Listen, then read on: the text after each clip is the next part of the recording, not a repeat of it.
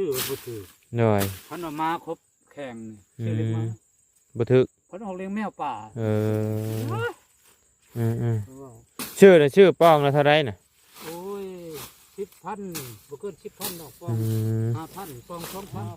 2,000โดยแต่ว่าบ่ได้เต็มแก๊สได้โดยป้าสามีแต่ว่าเฮาสิได้ออกป้ากันเด้อบัดนี้ตู้เด้อมื้อหน้ามื้อในสิมาเยี่ยมมายามใหม่เนาะสบายดีเด้อตู้เด้อ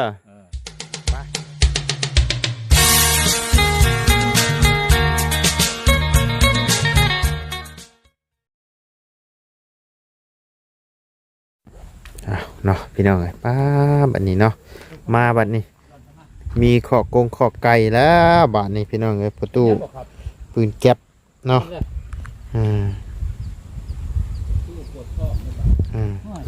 เอาคนอื่นกับทักทายสบายดีเด้อเนาะพ่อแม่พี่น้อง FC เบิร์ดชุกูบ่ว่าอยู่ในและต่างประเทศก็ยินดีต้อนรับเข้าสู่ช่องบ่ไรคือเก่าพี่น้องเลยพบเจอกันมื้อนี้อยู่บ้านห้วยยืงเด้อพี่น้องเด้อมาหาทางพ่อตู้ปืนแก๊ปเพิ่นอีกก้อนเนาะพี่น้องบ่ได้เข้ามาหาเพิ่นแต่โดนนะพี่น้องเลยหรือว่าตู้น้อยนี่แหละเนาะพี่น้องเลยเป็นได้ลูกเมียเพิ่นออกลูกออกเต้าแล้วบ่เนาะยังบ่โตเดือนต่อไปนี่แหละพี่น้องเลยใหญ่แห้งแล้วไปใช้โบราณเดือนต่อไปนี่บ่สิออกสบายดีแล้วตู้เด้อสบายดีโดยโอ้เนาะเอาผ้าโง่งไปทำงานก่อนเนาะทางสวนทางให้มันเป็นมันต้นบ่นี่นะมันต้นเวียดอ่ะนี่มันต้นเวียดครับเบิ่งเด็กหน่อยคนกินน่ะบ่ได้กินน้ำเขามันก็เด็กหน่อยรักเด็กน้อยรักคุดกินย่างบ่อยู่โยโอ้สางเห็นแปลนเด้อนี่เนาะปีชิมานี่ก็ปีชิมานี่ปลูกข้าวอีกบ่อนอยู่นี่นะจังว่ายันไอ้ต้นวิกขึ้นสูงไงติบ่ฮู้น้ำเพิ่นเด้อโอ้อีก4-5 ปีนี่ก็ได้ขายแล้ววิกไม่วิกนี่เนาะ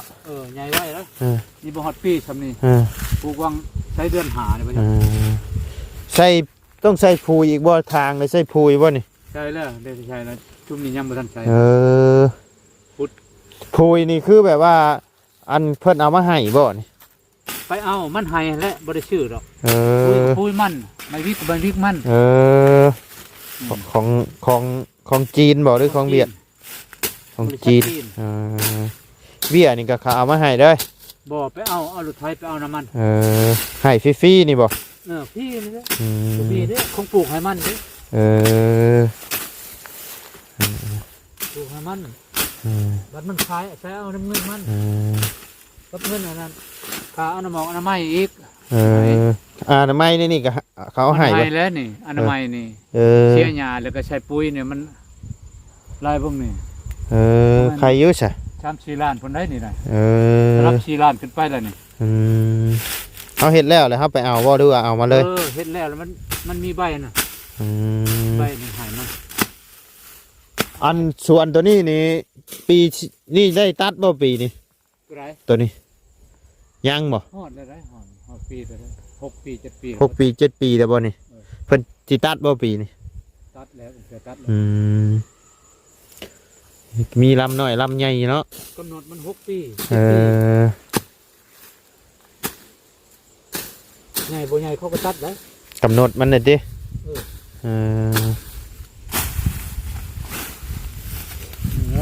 ตั้งของทำงานทำเลยใครก็อยู่ซื่อๆเนาะอันอากาศเนี่ยนี่ก็พอเฮ็ดอยู่อันฮ้อนนี่ก็โยมันฮ้อนก็จำเป็นแล้วเป็นอะไรโทรศัพท์คือโทรบ่ติดโทรบ่ติดบ่โทรบ่ติดปิดเครื่องบ่จะปิดเครื่องไหมบ่คือเปิดตลอดว่ะเปิดหักปะอยู่นี่โทรว่าสิโทรมาถามมาอยู่เฮือนอยู่บ่ว่าโทรบ่ติดหากมาแต่คุณหากมาแต่ป่าได้ดิยาผมแบบได้บ่บ่ถึกถึกนูน้อยๆตัวเดียวให้ลูกเช้าเลยให้ถึกนูแดง นูแดงนะบ่แม่นนูบ่ซ้ำนูของเขาสับตัวแดงนั่นเอาให้ลูกสาวซ้ำติลูกสาวขึ้นมาแล้วจับก็มันว่าคอยอยากอยากขมองมันเด้เอาไปโลดลูกให้มันเลย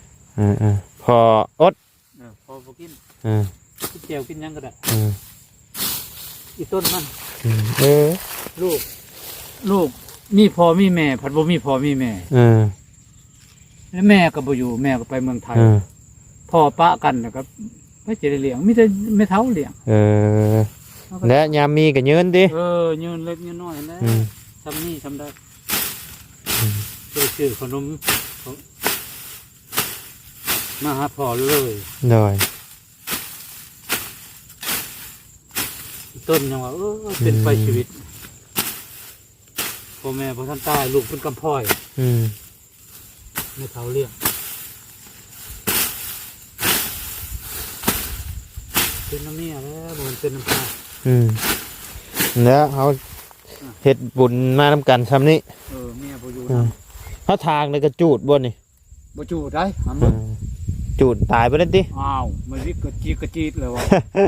เขาจะไปจูดมันคุณเลยมันเปื่อยมันยังพ้นตกแล้วมันเปื่อยมันยังบ่มีดอกคือแต่เก่านะทางเท่านึงแล้ว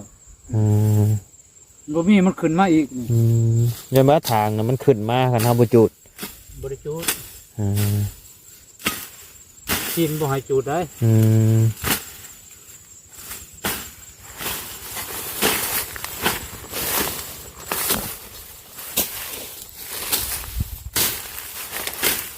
อยู่ดีมีแห้งอยู่เนาะ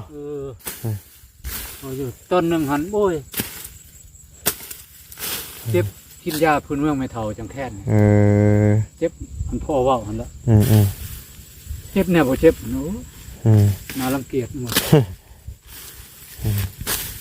แล้วเป็นไปเบิดแล้วพญาติเนาะพญาติทุกมือนี้พญาติลายพวกลินตะเคมีโลกเขาเนี่ยพักนั่งอ่างยาก็ชื่อนั้นตลาดคิดตะเคมีแล้วเขาใส่ปุ๋ยใส่ยังเลยเอาปลูก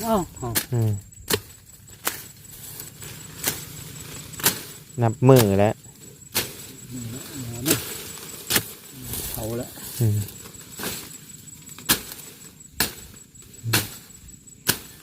เฮ็ดจะค้นทางนี่นะแม่นมัน2-3คนนั่นคนร้ายอยู่เฮือนแต่เขาบ่เฮ็ดพอเฒ่าก็อายเมียเฮ็ดเวียกเฮ็ดแต่เมียมันกับข่อยก็แม่เฒ่าทั้งพ่อเฒ่าก็บ่เฮ็ดเย้าไปเย้าบ่เย้าก็บ่เฮ็ดแล้วก็บัดเงินนี่เอากินน้ำกันนั่นแหละผู้เฮ็ดผู้บ่เฮ็ดกับเต็มที่แล้วเนี่ยนี่เนาะเต็มที่ก็ยังเมียผู้นี้ก็ยังว่าโอ้บ่จะขับเนี่ยผู้ที่หนึ่งขับลีตัวเฮ็ดน้ำกันเนาะนูได้ขุดมีฮอดขวยนูนี่บ่มันขุดหากินเจ้าบ่ได้ใช้บ่ได้เฮ็ดแห้วเฮ็ดหยังบ่ล่ะบ่มีหยังดอกนูบ่หลายนูบ่หลายเนาะนูดำโตดำช่องนี่เฮ็ดอยู่ในบ้านเก่งจองจักเพิ่นเอามาได้ใช้นูหลายอยู่ดิมีบ่อนนะแถวเมืองพีนเส้นถมวกแห้งหลายนูวาย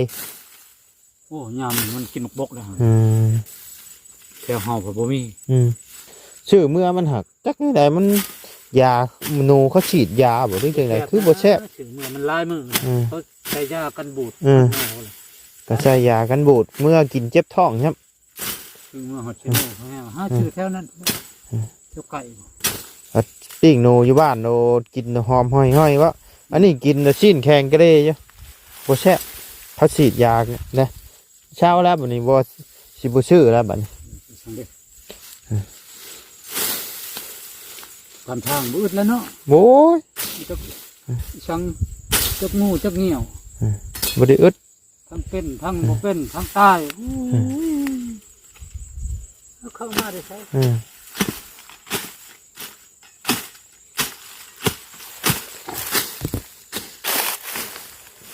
เมียเดือนในเดือนหน้าออกติ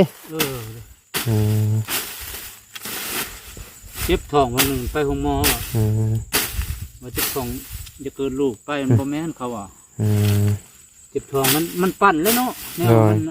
ท้องแก่เลย เนาะ ปั่นทางบ่แม่นมันจะเกิดดอก อืม เขาว่าโอ้ยห้าก็ได้7-8 เดือนเขาว่า อืม เจ็บอันนั้นท้องธรรมดาปั่นธรรมดา โดย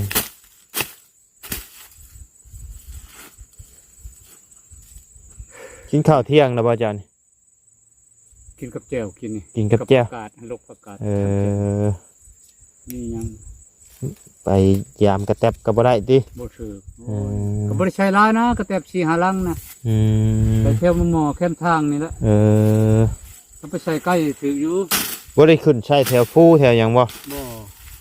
เจ้ามาอยู่นี่เจ้าเคยไปบ่ตุ บ่ได้เคยได้คู่ได้บ่ อืม ย่านกันกลางคืนเลยแม่นบ่ อืม กันบ่ชุบไปกลางคืน ยังว่าไปใช้แห้วหมูแห้วพาน บ่ บ่ได้ไปเนาะ บ่ใกล้กัน เพิ่นอุดยังใช่ไว้นี่อุดหูหนูบ่นี่น่ะนี่น่ะนี่หนูอยู่นี่ไปเยอะ นี่แล้วนี่ อืม ยันลุงพลอยแล้วนี่ อืม โพนมันนี่แล้วมันมาหา อืม กิน จักว่าเราสิขุดไปเยอะ ว่าโอ้ยมันหนี่แล้ว นี่แล้วนี่มันควัดออกทางนี้นี่เด้นี่ อืม อืมมีหมหอยเดือบ่ทางนี้ มีเงิน อืม เคยเห็น นี่ อ เนี่ย ยู่ เราอัดไปเบิดเลยเถอะนี่อัดก็บ่อยู่แล้วเนาะเพราะว่าจักว่าเราอูดบ่จักเราเอาไผอูดบ่จัก ยันอูดแล้วมันบ่อยู่แล้วมันเก่าแห้งเบิ่ง ขณะเราอัดไปเบิดทุกทางเลย มันก็บ่ยานอัดซ้ำไปตองนี่มันกัดออกได้ มันคันมันมีนะ ถ้ามันอยู่เนาะ อืม ขุดเบิ่งหอยเดือดูนี่หอยเดือมาอยู่ไว้นี่โอ้มีบ่ โอ้ยทางมดให้อันนี้เฮ็ดนำหน่วยช่องหน่วย เออ มันมีมันก็บ่หลาย อืมมันบ่แม่นโคกเนาะ อืม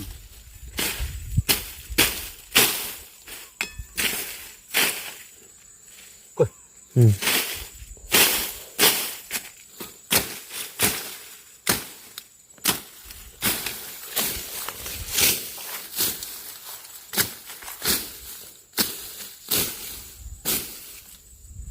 โอ้ย เสียงไว้จะพันปอกๆอยู่ ทางไหน ทางนั้น มันขึ้นมีเถาแล้ว อึ๊บ ขึ้นมีเถาก็มาทางเด้ เอ แต่ อ ทางแต่ลุมบ่ขึ้นมา มายามไหนเห็นแต่เจ้ากับแม่เฒ่านี่เนาะ นั่นอันผู้เมียลูกทั้งผู้นั้น3 คนมัก อืมอ๋อคือว่าเราได้ลูกน้อยใช่ เราได้ลูกน้อยเดี๋ยวนี้ อืมเดี๋ยวเราบ่ได้มาเดี๋ยวนี้ บ่ซื้อมาบางเทื่อก็มาเมียข่อยเอาให้ อืม เมียข่อยเอาให้เลยไปมา อืม เมียข่อยมันเฮ็ดเรียบบ่ได้แล้วมันท้องเกะใหญ่เลย หน่อยเห็ดกับโบให้เห็ดได้เนาะทองไงเลย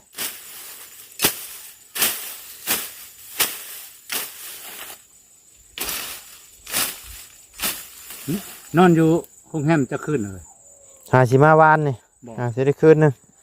หน่อย ก็มาดน ยังอยู่ ช่วงนั้นสมอยเลยช่วงนั้นเนาะ โดยมีอันคนเพิ่นถามหาว่าบ่ได้เข้าหาประตูปืนแก๊บบ่เพิ่นมาเนาะ ไป แล้วก็ FC เห็นแหละ เออ ก็เลยเข้ามาเยี่ยมมายามก่อนเพิ่นอยากเบิ่งอยากเห็นเพิ่นน่ะอ่าประตูปืนแก๊บได้เมียน้อยนี่ว่ะ เห็นเป็นงามแล้วครับ เนาะ เข่าไปเรื่อย เออ ๆน้ำมือนับเข่าเลยโอ้ตอนเป็นบ่าวบ่แมันว่าวได้ขอเท่า เนาะ ผู้เช้านะบ้า ทอนได้เนาะหนวดเนาะ ถอน มามื้อนั้นหนวดเต็มอยู่ ผีแล้ว อ่าอ่า มันโอ้ยอีต้นเมียเนี่ย อ่า เมียนุ่มๆน้อยๆประเทศชกกระปรกโพด อ่ามั มันบ่คักได้ผู้ชายเขาต้องเบิ่ง โดย ได้เนาะปรับใส่เขาแน่เห็นว่ากันเลย โดย เนี่ยนั่นเลย โดย พ่อเนี่ยมันคิดรอบคอบนะบ่แมันบอกหรอก โดย เรื่องนี้เรื่องนั้นนะ อืม อืมอยู่ทหารคือกันโอ้เป็นรัก อืม มันบอกความคิด อืม สอนทหาร อืม โอ้เขาก็นิยมขนาดได้นิยมพอเลย โดย เป็นนายเขาแพง อืม ตื่นเช้ามานี่เขาต้มมีต้มหยังมาให้ อืม ลวกมีชุบ เมียกับมาหาอยู่บ่ มาคู่มือมันมานะ อืม มาเอาของกินของอยู่ขึ้นมา เอ จาก อ โทรศัพท์ใช้ าก มาฉากอยู่พี่บ่ เดือนนี้มันฉากอยู่เฮือนฉากอยู่เฮือนแน่อยู่เฮือนไผเข้าว่านน่ะบ่ไผยังเดือนหนึ่งนี่แหละเดือนหนึ่งบ่เดือนช่องนี่แหละอันนี้เจ้าเห็นบ่ตามทางเขาขุดเขาทางเป็นบ่อนไว้แล้วมันลักมันเลยเห็นอยู่เห็นบ่ปักลักแดงโดยเขาสิลงมือแล้วบาดสิเจริญนะกูน่ะ สบายแล้วบัดนี้เนาะเจริญคืออยู่เชโน่แหละมีพื้นมีไฟเข้าแล้วก็สบายแล้วโอ้ยน้ำไหลไฟสว่างคนเฮานี่หนึ่งมีน้ำมีไฟมีทางมีบนขี่บนทายบนกินบนอยู่เลยโอ้ถือว่าสมบูรณ์แล้ว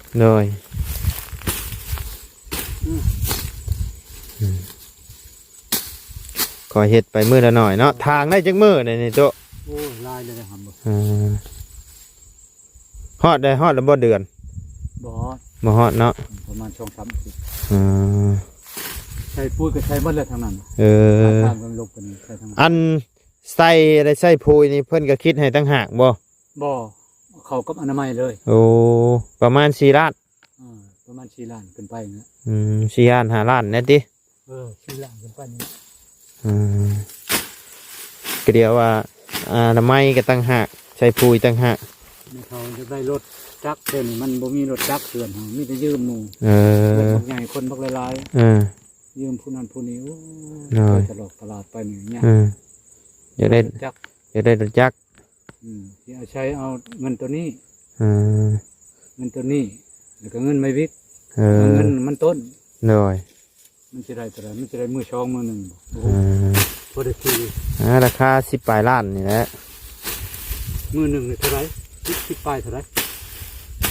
สิเอาแบบไรล่ะโอ้ยรถเบียดนี่นะรถเบียดที่ว่าอันเพิ่นเอามาส่งมาอย่างนี้บ่รถเบียดนี่ก็ประมาณ10 ปลายล้าน10 ล้านก็มีเอามันพอจะไม่เอาชำนาญนะ10 ปลายล้านบ่ฮอดสมมุติว่า89 ล้าน12ก็เอาชำนาญโดยมีอยู่หรอกประมาณอยู่ในหลัก10 ปลายนี่ได้อยู่ซื้อให้ทั้งบ่บุญเพิ่นซื้อให้ทั้งน้องหัวเพิ่นน่ะก็15 ล้านพอก็จะถูกเลขก็บ่ถูกจักเทื่อได้รถนี่ชื่ออยู่บ่ได้ชื่อแน่ได้สิถึกบ่ได้ชื่อพันก่อนจังซื้อได้เงินร้อยได้ฟันแล้วได้ฟันอยู่บ่มื้อนี้บ่พันเลยมื้อนั้นพันคักก็ชื่อบ่ถูกหน่อยพันออกมาครบแข่งนี่ชื่อเล็กมาบ่ถูกพันออกเลี้ยงแมวป่าชื่อป้องแล้วเท่าไรน่ะโอ้ย10,000บ่เกิน10,000ดอกป้อง5,000 2,000 เฮ็ดได้มันสิได้รถใช่ป้องละ2,000 กีบป้อง2,000 กีบถึกกับบ่ฮอดได้จักแสนได้4 แสนบ่ได้4-5 ล้านเอา4-5 ล้านแล้วนะรถนะทำไปแล้วมันพอแล้วมีอยู่มันก็สภาพมันก็บ่บรรลัยแล้ว4-5 ล้านก็เก่าแล้ว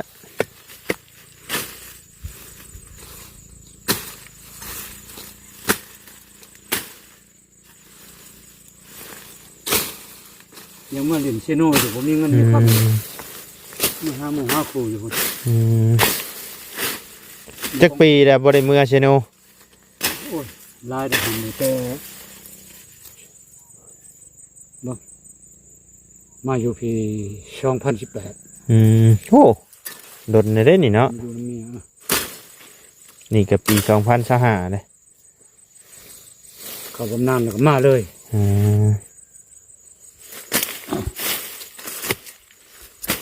เสร็จแล้วยังเป็นคนเขาเลยเป็นคนขาคนยังอะไรเนี่ยอยู่ใช้ก็คือกันนั่นแหละ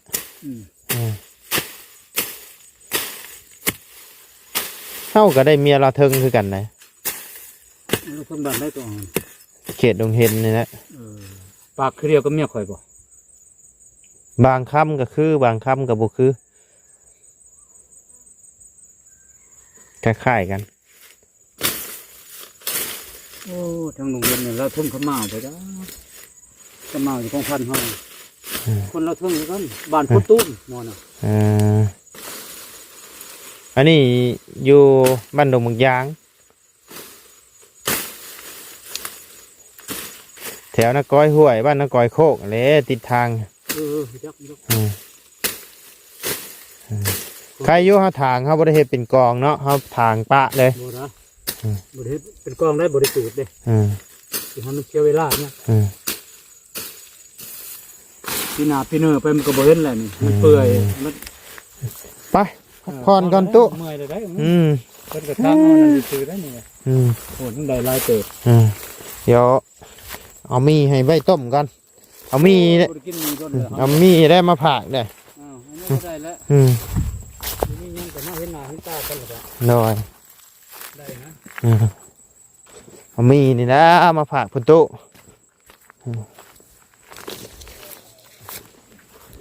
กูก็ได้หากินยังก็บ่ได้กิน